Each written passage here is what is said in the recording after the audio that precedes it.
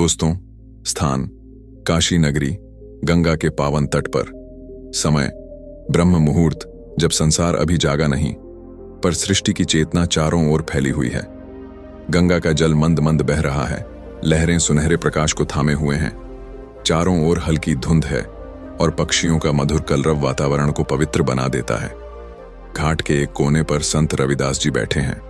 पास में उनकी कठौती, जिसमें वे चमड़ा भिगोते हैं, पर आज उनके हाथ ठहरे हुए हैं। उनकी दृष्टि कठौती पर नहीं, गंगा की अनंत धारा पर टिकी है। मानो वह बाहरी गंगा में नहीं, भीतर बहती चेतना की गंगा को देख रहे हों। उनके मुख पर गहरी शांति है, अर्धमुद्रित नेत्र भीतर डूबे हुए। वातावरण में एक अलौकिक आभा है। इसी समय पीछे से धीरे धीरे कोई घाट की सीढ़ियां उतरता है। वह है संत कबीर, सरल पर गूढ़, मौन पर अर्थों से भरे। उनकी चाल में ठहराव है, स्वर में गहराई। वे पास आकर मुस्कुराते हैं। कबीर कहते हैं, रविदास, किस ध्यान में लीन हो? क्या इस बहती गंगा में उस अचल को खोज रहे हो जो स्वयं कभी नहीं बहता? क्या इस दृश्य जल में उस अदृश्य तत्व को देख रहे हो जो हर कण में विद्यमान है? रविदास जी धीरे धीरे आंखें खोलते हैं। उनके चेहरे पर एक उज्जवल मुस्कान खिल उठती है। वे खड़े होकर नम्रता से प्रणाम करते हैं। रविदास कहते हैं, कबीर भाई, आपने आते ही मेरे अंतर्मन को पढ़ लिया।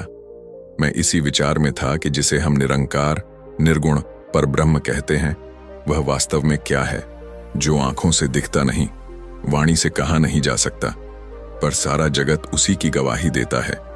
यह कैसी अद्भुत पहेली है। कबीर मुस्कुराते हैं, रविदास, यह कोई पहेली नहीं, यह तो सबसे सरल सत्य है, पर हमने अपनी बुद्धि, तर्क और कर्मकांडों से इसे उलझा दिया है। वह इतना प्रकट है कि उसे खोजने के लिए कहीं जाने की आवश्यकता ही नहीं। जैसे मैंने कहा था, लाली मेरे लाल की जित देखूं तितलाल, लाली देखन मैं गया, मैं भी हो गया लाल। जब मैंने उस निरंकार को खोजने की चेष्टा की तो पाया खोजने वाला ही खो गया। मेरा मैं मिट गया और बस वहीं रह गया। जब खोजने वाला ही नहीं बचा तो फिर कौन पाए और क्या पाए? कबीर का स्वर गूंजता है घाट पर। रविदास, ईशावास्य उपनिषद का प्रथम मंत्र यही तो कहता है, ईशावास्यमिदं सर्वम यत्किंच जगत्यम जगत। अर्थात इस चलायमान जगत में जो कुछ भी है वह सब उसी एक ईश्वर, उस निरंकार से आच्छादित है। तो बताओ, जिसे खोज रहे हो वह पहले से ही हर कण में है, फिर बाहर कहां जाओगे? रविदास की आंखें भीग उठती हैं। कबीर भाई, आपने तो अनुभव का सार कह दिया।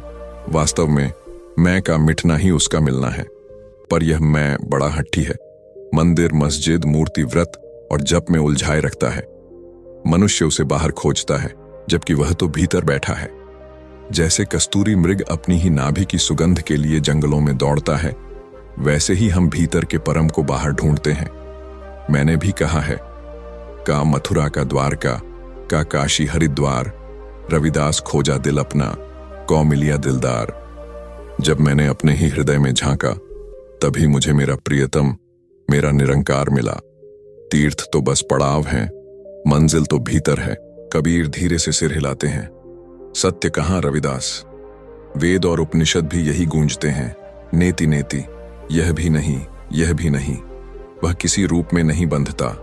श्वेताश्वतर उपनिषद कहता है, न तस्य प्रतिमा अस्ति यस्य नाम महद यशः। उस परमात्मा की कोई प्रतिमा नहीं।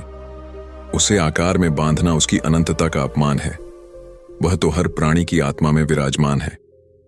रविदास उत्तर देते हैं, सही कहा कबीर भाई। श्रीमद् भगवद गीता में भी कृष्ण यही कहते हैं, नयनम छिंदन्ति शस्त्राणि नयनम दहति पावका। आत्मा को कोई शस्त्र काट नहीं सकता, अग्नि जला नहीं सकती। वह नित्य, अविनाशी, सनातन है। और वही निराकार तत्व प्रत्येक प्राणी में जीव रूप में विद्यमान है।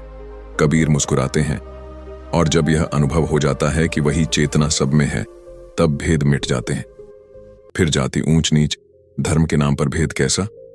तुम चर्मकार, मैं जुलाहा, पर भीतर वही एक नूर।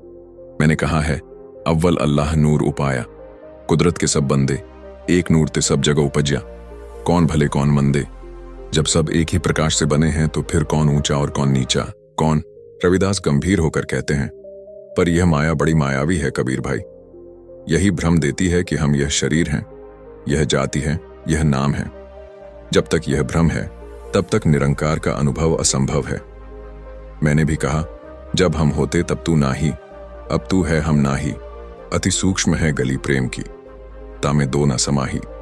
जब तक मैं है तब तक तू नहीं, जब मैं मिट गया तब केवल तू ही रह गया। कबीर उत्तर देते हैं, और इस मैं को मिटाने वाला कौन है? गुरु। गुरु ही वह दीपक है जो भीतर छिपे हीरे को पहचानता है। मैंने कहा है, गुरु गोविंद दो खड़े, काके लागू पाए, बलिहारी गुरु आपने, गोविंद दियो बताए। गुरु ही बताता है, गोविंद कहीं बाहर नहीं, वह तो तुम स्वयं हो। रविदास नम्र होकर कहते हैं, हाँ कबीर भाई, यही तो परम ज्ञान है। जब यह साक्षात्कार होता है तो बाहरी पूजा पाठ फीके पड़ जाते हैं, तब मन की निर्मलता ही सबसे बड़ी भक्ति बन जाती है। इसलिए मैंने कहा है, मन चंगा तो कठौती में गंगा। यदि मन पवित्र है तो वही कठौती गंगा है। निरंकार को देह की नहीं, मन की शुद्धि चाहिए। संगीत उठता है, सूर्य की पहली किरण गंगा पर पड़ती है, लहरें सोने जैसी चमकती हैं। कबीर कहते हैं, देखो रविदास, यह सूरज देखो, क्या यह किसी एक मंदिर या एक घर के लिए उगता है? नहीं, यह सबको समान रूप से प्रकाश देता है। निरंकार भी ऐसा ही है, सबके लिए समान, बिना भेदभाव के। वह जीवन है, चेतना है, प्रकाश है। जैसे जल और घड़ा, जल में कुंभ, कुंभ में जल है, बाहर भीतर पानी, फूटा कुंभ जल जल ही समाना, यही तत्व कहो ज्ञानी। जब अहंकार रूपी घड़ा फूटता है तो भीतर का जल बाहर महासागर में मिल जाता है, यही है मोक्ष। रविदास हाथ जोड़कर आंखें मूंद लेते हैं। तो सार यही निकला कबीर भाई कि निरंकार कोई व्यक्ति नहीं, वह परम सत्य, परम चेतना है। वह कुछ नहीं, वह सब कुछ है। उसे जानना नहीं, होना है। अहम ब्रह्मास्मि, मैं ही वह हूं। कबीर गंभीर स्वर में कहते हैं, सत्यम, यही वह परम ज्ञान है जो मनुष्य को भीतर से झकझोरता है।